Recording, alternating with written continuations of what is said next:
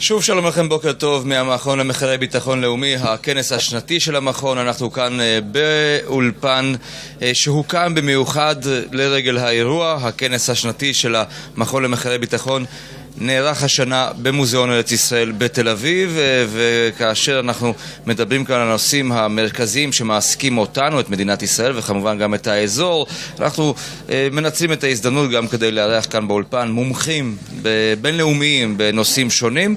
את הדקות הקרובות אנחנו נקדיש כמובן לנושא שמעסיק את כולנו גם במערכת הבחירות הזאת, והנושא הזה הוא איראן.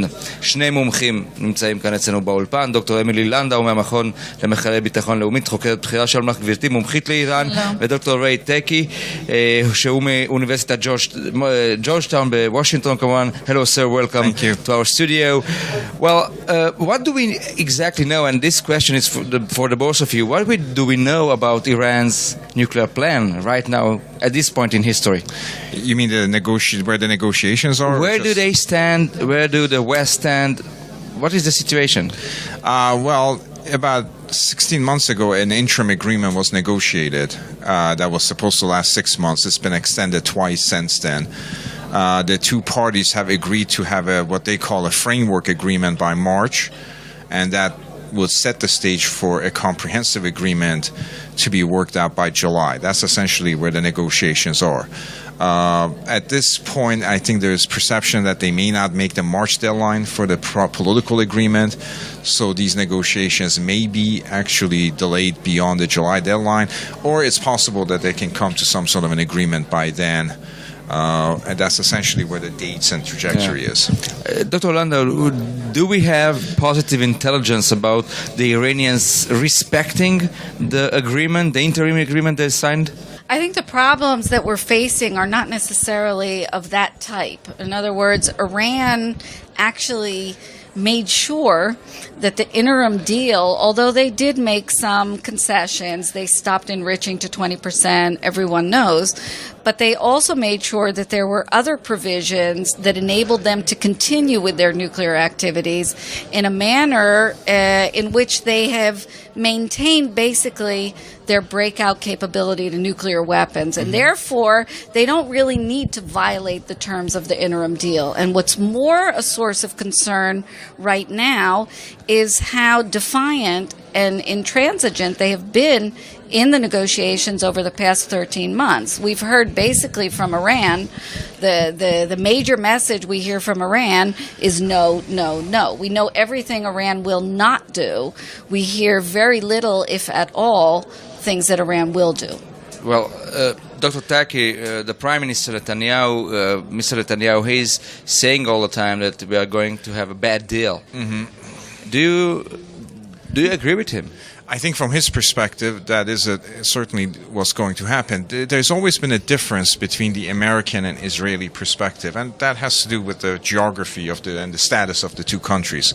The United States and the 5+1 were always willing to have more in terms of Iranian nuclear infrastructure left behind, more than Israelis were willing to do so. So there's always been that particular friction and that particular dissonance between the two. And right now, the agreement seems to be moving in a direction that is more permissive, if not more promiscuous, than the Prime Minister. So you can understand the Prime Minister wanting to go to the Congress at this point?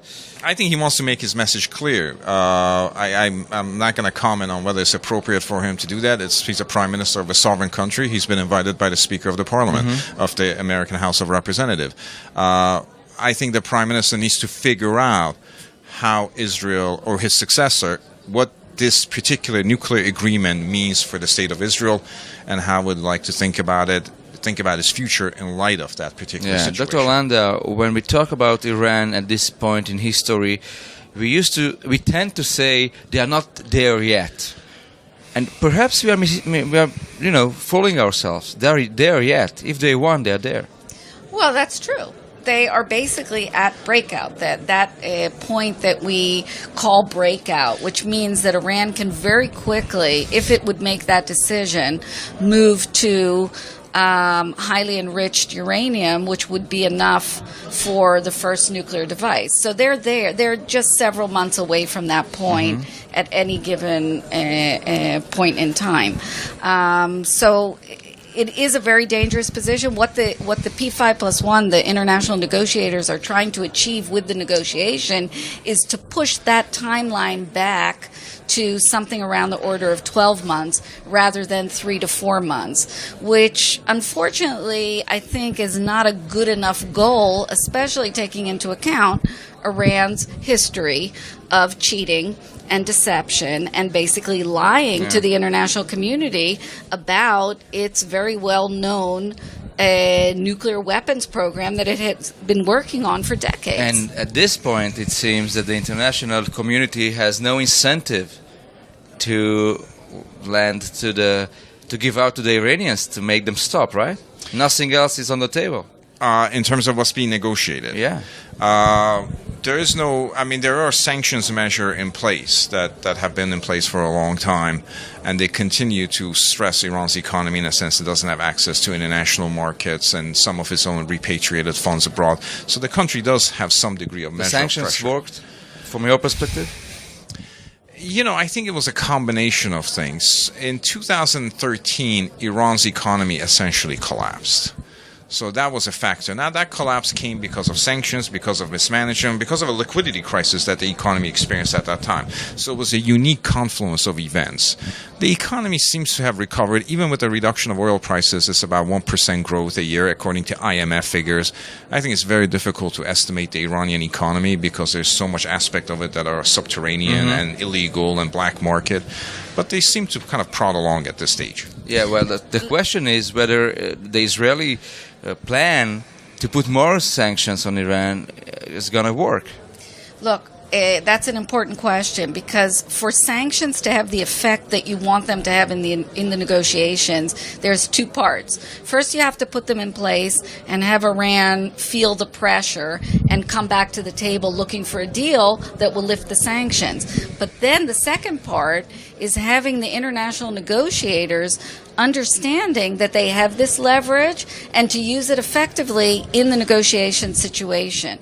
Right now, the U.S. administration obviously has said very clearly that they do not want Congress to go for more sanctions, so the chance that they will use it effectively in the negotiations situation is unfortunately very low, and that's a problem.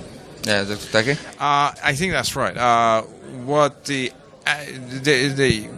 United States is in a curious position because it suggests that they have sufficient coercive leverage to get a deal, but they don't have a deal. So if they have sufficient coercive leverage, the question is why there's no deal. If they're not happy with sanctions as a coercive tool, then they should explain what kind of a coercive measures they envision. Is it trying to stress Iran's regional position? Is it trying to exploit some political divisions within Iran? If they're not for sanctions as a measure of pressure on Iran, then what are they for in negotiations that appear stalemated? The problem with these stalemated negotiations is, historically, and that's true about the last two American administrations, whenever the negotiations get stalemated, we try to revive them by adjusting our red lines.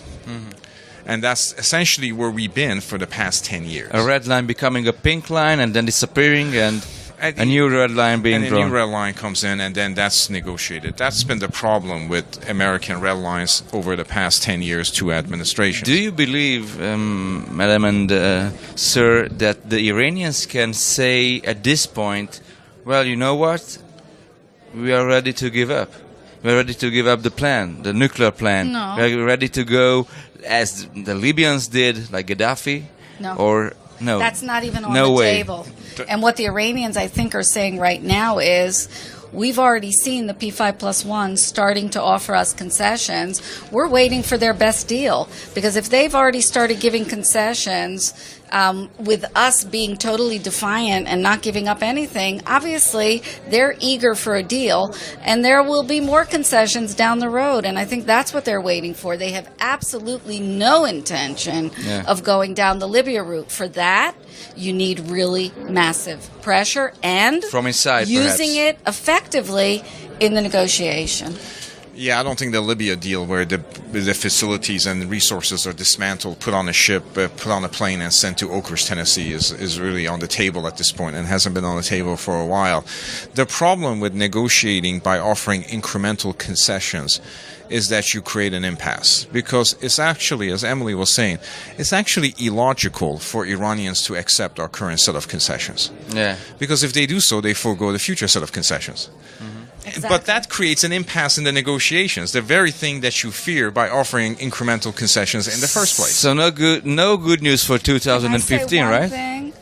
Even though there's so much talk about the divisions between the U.S. position and the Israeli position, you can see from this conversation, when you talk to the nuclear experts, there's actually not that much difference in the way they're viewing this negotiation. Yeah, exactly. But the main thing is that in 2015 we won't see good news coming out of Tehran, right? Maybe for Tehran. Maybe for Tehran. Dr. Takeyh and Dr. Landa, thank you very much for joining us.